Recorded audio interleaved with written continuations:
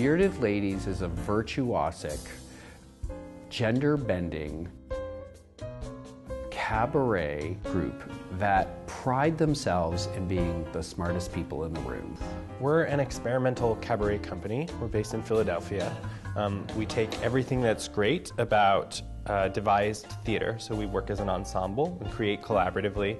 There's narrative, character arc, and we mash that up with what's great about cabaret. So if this were a cabaret right now, I'd be sitting on your lap. You know, smart, sassy, brilliant artists. The Bearded Ladies work collaboratively. We're a group of theater artists that come from design, composition, performance, directing, writing. And unlike a traditional process, we are always, as much as possible, in the room together making the work. So a lot of the text comes from improvisation and from devised theater techniques that allow us to create the work as a group and to engage with the work as a group. We also create the work in conversation with the audience. Because we're a cabaret company, the most important person in the room is the audience. So unlike a lot of work which is created privately and then revealed, we reveal our work along with our development. So often we'll take something that's not quite ready and we'll put it in front of an audience to learn how it can be ready. We went and did yoga together. Yeah, that was grueling. And we went for beer and pizza after yoga is what you do after a good yoga session.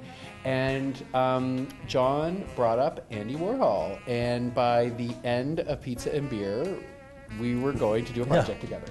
Yeah, we think that there is a lot of shared values between the Bearded Ladies and Opera Philadelphia. We both value music, we value virtuosity, and we're both really doing our hardest to connect to contemporary audiences.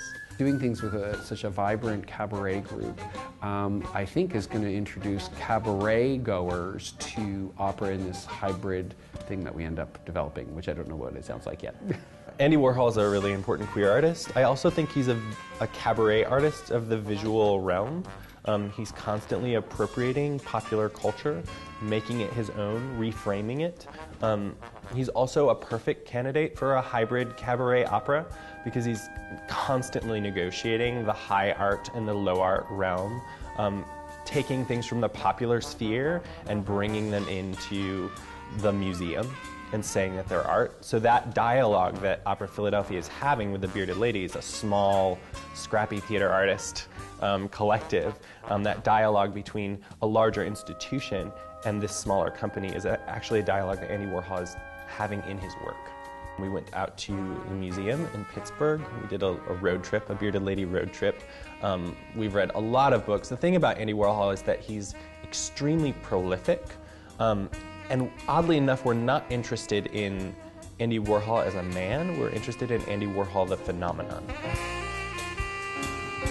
We created Andy in stages where we would release little bits of the piece as we developed them to an audience and we saw what was hot and what was not.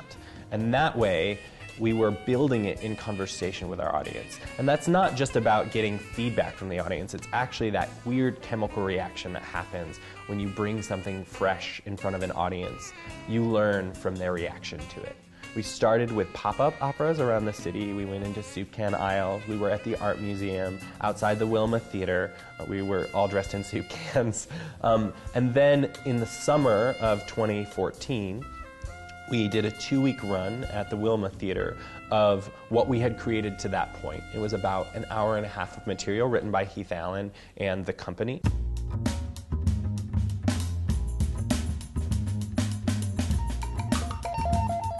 What's really amazing about Andy POPERA is it's bringing together artists from so many different fields. Scotty McFeeters plays Candy Darling. Scott is a dancer, singer, cabaret performer. Sean Lally, who is a co-writer on the book of Andy POPERA, and he is an actor but also sort of a rock musician. So we have his gritty rock voice up against a beautiful operatic voice, and there's a richness to that sound.